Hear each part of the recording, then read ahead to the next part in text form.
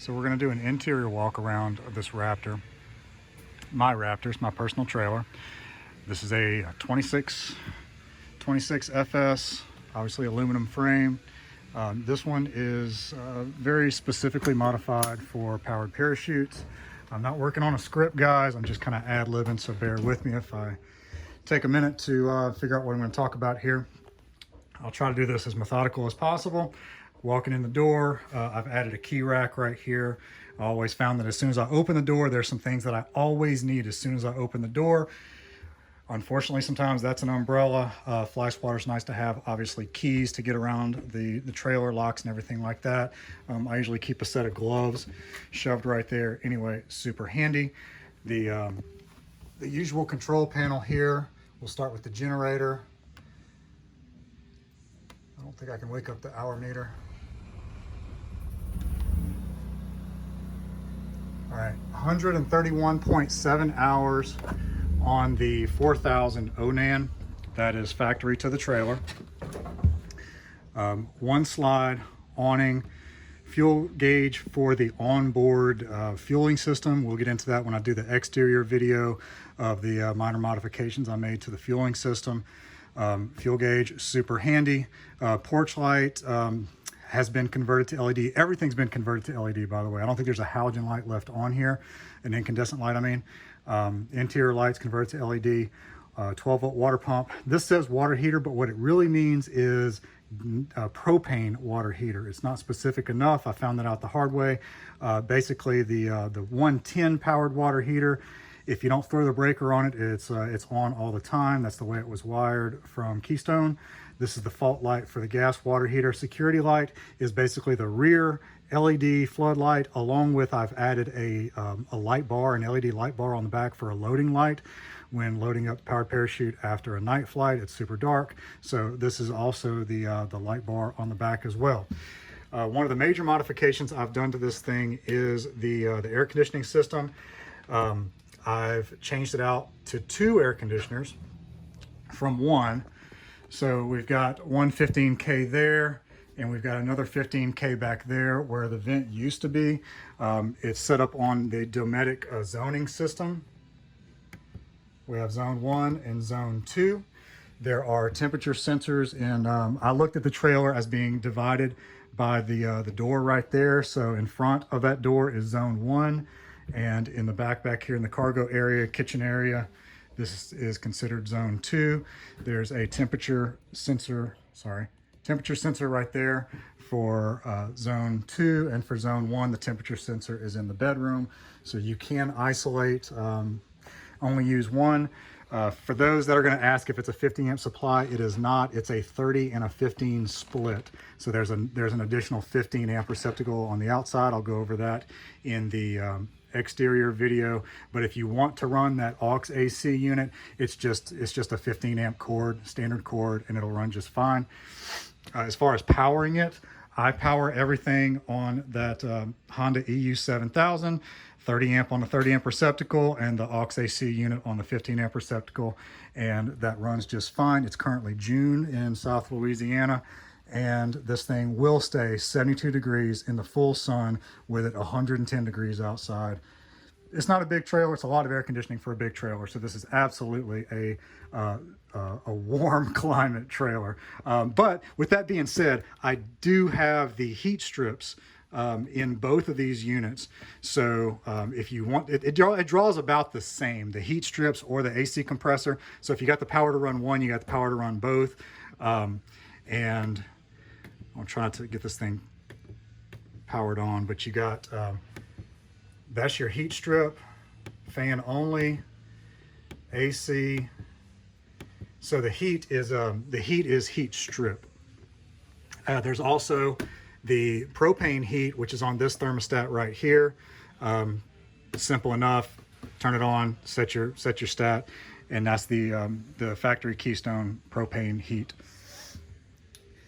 Spinning around, we've got the kitchen, and that might make things a little easier to see. We're looking at wide angle right now. We got an island. This guy right here stays here for storage. This is a dehumidifier. Again, we're in South Louisiana, so humidity is a factor. When this thing is in storage, there's a receptacle right down here. It stays strapped right here. It stays plugged in. It drains into the sink. And of course, you know, it just goes into the gray tank. But this trailer is a 2013 model. It does not smell musty in here at all because it doesn't ever get musty in here. Right now we're in a climate controlled building. But this is, you know, when it wasn't in here, I would run this guy to keep the humidity down inside. Like I mentioned before, this trailer is set up specifically for powered parachuting. If you're familiar with what you're looking at on the 26FS, you'll notice that the beds have been removed. The bunk beds have been removed because of the height clearance. The height clearance of the prop ring back there. I would have loved to have kept at least one bunk, but with this machine and the gas shocks, it just sits too high, and it wasn't worth it to modify the machine. It just made more sense to modify the trailer. So the bunks were taken out. What that did was that left the wall space able to be used. So I've added the DeWalt Tough Rack, I think is what it's called. It's the van racking system. It is modular. If you don't like the way I've got it set up, you can change it out. It's basically three tall systems and a short system. The short system is under the cabinet right there. I like the little tubs with no lid on them. Those are super handy. I've got this trailer doesn't have any underbody storage, so this is my solution to that was interior storage. Some of the bins lock. That's actually an ice chest. But the little tubs with no lids on them, those are my favorite because you can just, even if they're racked, you can still reach into them and get stuff. You can also do the little bins there's just all kind of little things that you can get, the storage containers that you can get to go with this modular system. They lock on. You can't pull them off unless you lift the handle, then they'll come off. So they're made for mobile storage. So this is, as I understand it, the largest powered parachute they make. It fits in here just fine. I've even got it pulled in more than normal. I try to center it up between those two D-rings right there when I'm pulling it in. There is a beaver tail back there, rubber diamond plate thing, beaver tail. So I pull the machine with the wheels to where they're on the surface, centered up between those D-rings, and there's definitely some move. You know, you got some room to move around. It's not like it's super tight. Honda EU 7000, you're not going to need a generator bigger than that. So that guy fits just fine in here. And of course, the Grom fits fine as well. Nothing's really super tight. There's breathing room. It probably looks a lot tighter in the video than what it really is. Anyway, this video is basically how the trailer stores. The slide is pulled in. This is how you would travel. This is how you would store with my stuff, you know, with powered parachuting, with a generator and, you know, a scooter to get around the airport. The slide coming in or out, it really doesn't affect the storage capacity because, as you can see, it tucks into the island right there. So that's not really, you wouldn't really be using that space for storage anyway, just a little nook out right there. Little fold-out table. I do have a winch installed for pulling the powered parachute in. It's powered by, there's a couple of gel cells under the sink. There's a remote, wired remote. There's also a wireless remote for the winch. I don't like the wireless remote. It goes through batteries too fast. So I just, it's undependable. So I use the wired remote right there. Coffee pot, it's Velcro down so it doesn't go anywhere. Some little containers. Your usual oven, stove, microwave. I use it for a filing cabinet. I've never used the microwave. Fridge and freezer, I do use those. They work fine. I've never used the TV. I don't go out to watch TV, that's for sure. Radio, factory Keystone radio. It is plumbed in with this aviation receive radio that I put in. It's going in through here. We can put the sound on the exterior speakers. So you, just like an FBO, you can have your whatever your seat tap is for where you're at.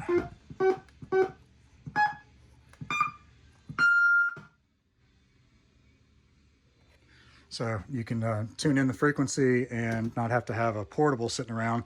You got speakers in here, obviously, but they're mainly for the speakers outside because we're almost always outside. And then you can, monitor your local frequency. There's a Bluetooth adapter if you want to play music over the radio, and I believe that does it for up front. Again, all the lights have been changed out to LED. I've even added some strips along with the factory lights for a little more LED lightage.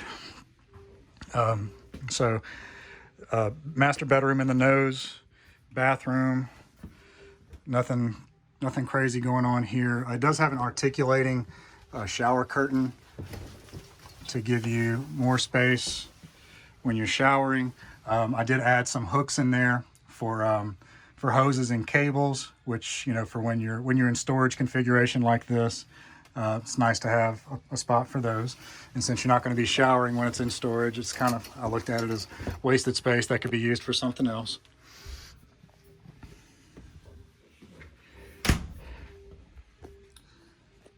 Sink area, there's some shelves have been added for necessities. You'd be surprised how much stuff that you find. This is kind of like where you're always at when you're camped out. Cabinet under the sink, GFI right there. There's a cabinet behind the mirror right there. More racks, more additional LED lights, and it's a good size. It's a really comfortable size.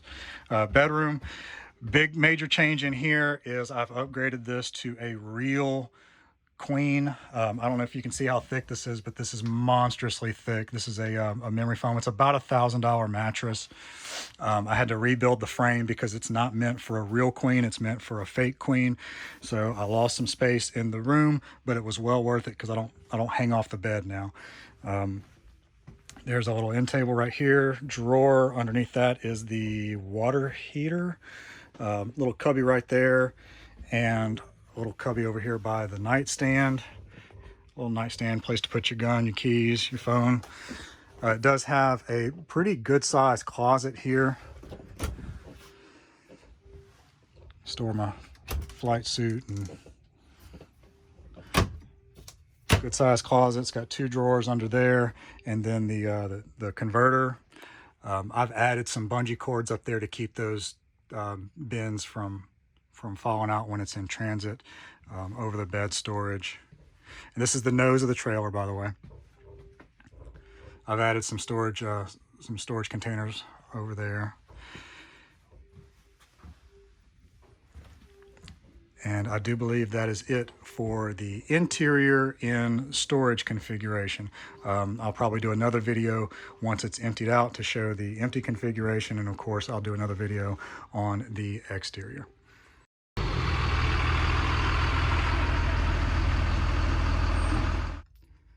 All right, so this is the Raptor 26FS unloaded.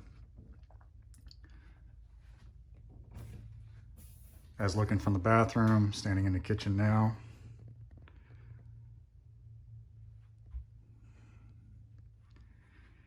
With the exception of the generator, I don't usually live with the generator in it, but I don't always need to unload it either. There is a chair that comes with it. I'll try to link a picture to it. It's the original 26FS chair. That's the original 26FS table, and I do have the bunks. You'll see where the DeWalt rack system is. That's where the bunks were, and I do have the bunks. They do go with the trailer. They've been in storage, so everything that I've taken out of the trailer goes with the trailer.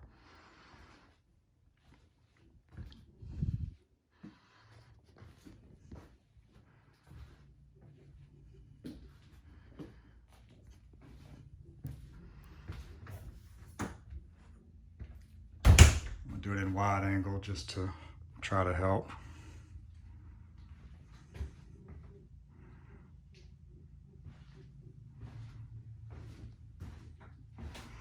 The rack system is modular. If you don't like it, you can change it up. You can buy different types of bins.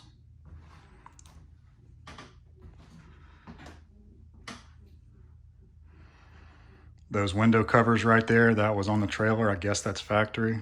I kind of like them.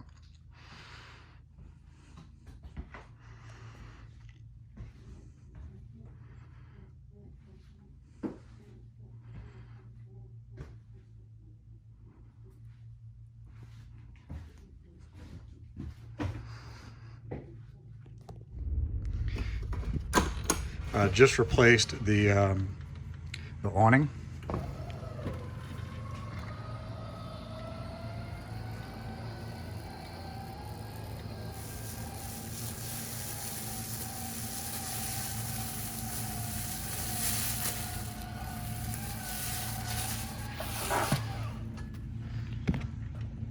So if you can see these speckles right here, that is not mold or mildew. And there's our CTAF radio. So if you can see these in the video, this is not mold or mildew. This is actually in the print a grunge look. So it is new. That is in the print. It's supposed to be like that.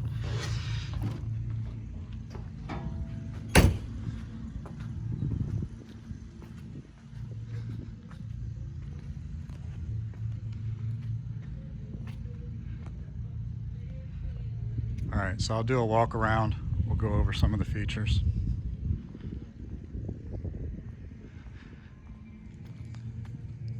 I do have a bag that I keep over over the electric jack there. The switches started to degrade, so I replaced the switches and then I put that bag over it just to keep the weather off of it. And honestly, I never have a reason to take the bag off of it. I know where the switch is, so it just kind of stays there and keeps it protected. Here we've got 3 propane tanks. 2 are connected. The one on the right there is a spare. I also, you see the hose around it, I also use that for my grill.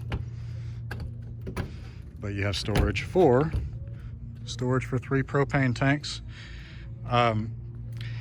In the previous set of photos, the cover was not on, but the cover does exist. It's wrapped in black carbon fiber.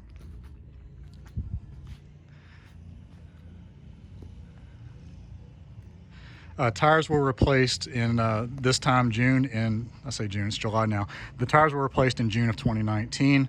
All 4 of them. Had 1 blowout, so I just replaced all of them.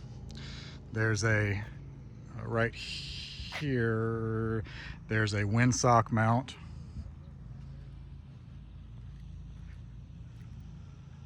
Where this is an aluminum sign right here. There's a there's a puncture somewhere around there from a T-post that I backed into. Slide is out right now. So let's talk about the fuel station for a second. I've done some modifications to the fueling station, which I'm really going to miss. But so it's key locked both going in and out. For aviation, it's super important to make sure that your fuel supply is secure. Nothing strange is going in and nobody's getting it coming out. So there's a key for the electric fuel pump, so that it can't turn on without a key. So key on, switch on, you get a fuel pump. There's a key lock on the door so that you can't even get access to the nozzle. And I've also got a key lock on the fill so you can't put anything in it without the key. I've also added hose. There's a 15-foot additional on top of what would normally come with it. There's a auto shut-off nozzle. So you got about 20 feet with an auto shut-off nozzle. It's certainly enough that if I'm parked on the other side of the trailer, I can just drag the hose underneath and fuel up. I don't have to always be on this side, which was a pain to have to bring the powered parachute over this side every time I wanted to fill up. So now I've got a little bit more forgiveness. In 2020, I added that filtration system, so everything that comes out is also filtered through a spin-on Fill Right fuel filter.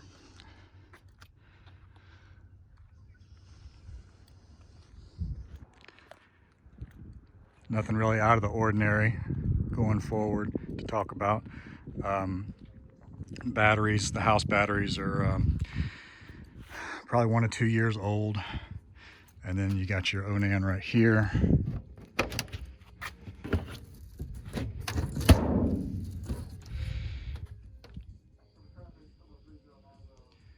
Onan 4000.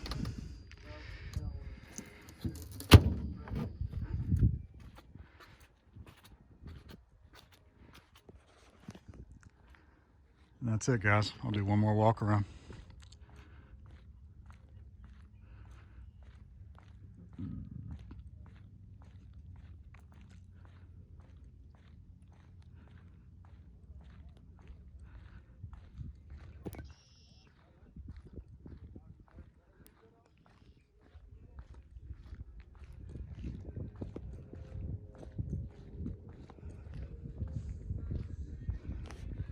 Hopefully it's focusing. It looks a little blurry on the screen.